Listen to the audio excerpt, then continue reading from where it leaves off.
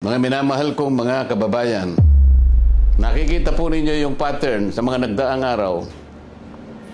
Mas uunahin po nila yung tao na nagmamalasakit sa inyo para palitawin natin ang katotohanan. Ngunit yung taong nasa likod ng lahat ng kasalanan ito ng pagnanakaw, hanggang ngayon ay wala pa po silang ginagawang pag-uusig.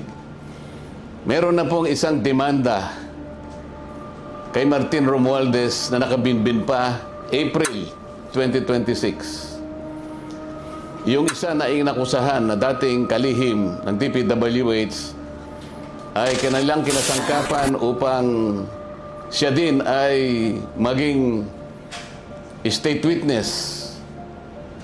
At siya yata ang gumawa ng paraan para ma-discharge siya sa kanyang naunang asunto.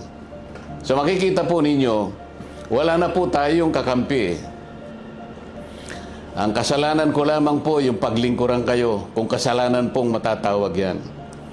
Na humarap sa kanila ng buong tapang para sa ganon ay malaman ninyo ang totoo.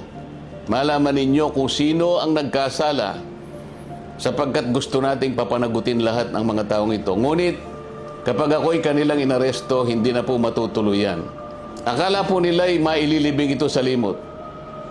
Ang isa pa pong inaasahan nila ay hindi na po ako makakasali doon sa impeachment proceedings na nakatakda pong magsimula sa susunod na linggo.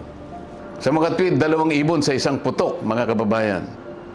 So talagang maliwanag na planado po ito, mga kababayan, kasi 2 linggo bago nagpahayag ang ating ombudsman, sinabi na rin ni Ping Lacson na tila siyam pa na senador ang makukulong.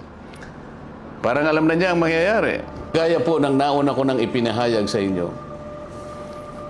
Alam kong gagawin nila ito. Alam kong aarestuhin nila ako. Alam kong ikukulong nila ako. Ngunit hindi po dahilan yan para tumigil ako sa paglilingkod sa inyo. Kasi po iisa lang ang paraan ko upang paglingkuran ng taong bayan dahil sa pagtitiwalang ibinigay nyo sa akin. Malit na bagay po ang sakripisyo na aking haharapin. Kung ang katumbas po nito ay maipakita natin ang kahalagahan ninyo bilang mamamayan ng ating bansa. Kahit po sa mahirap na kalagayan natin ito, mga kababayan, pinakikiusap ko sa inyong lahat, huwag po tayong pumayag na basta-basta na lang nila baluktutin ang katwiran.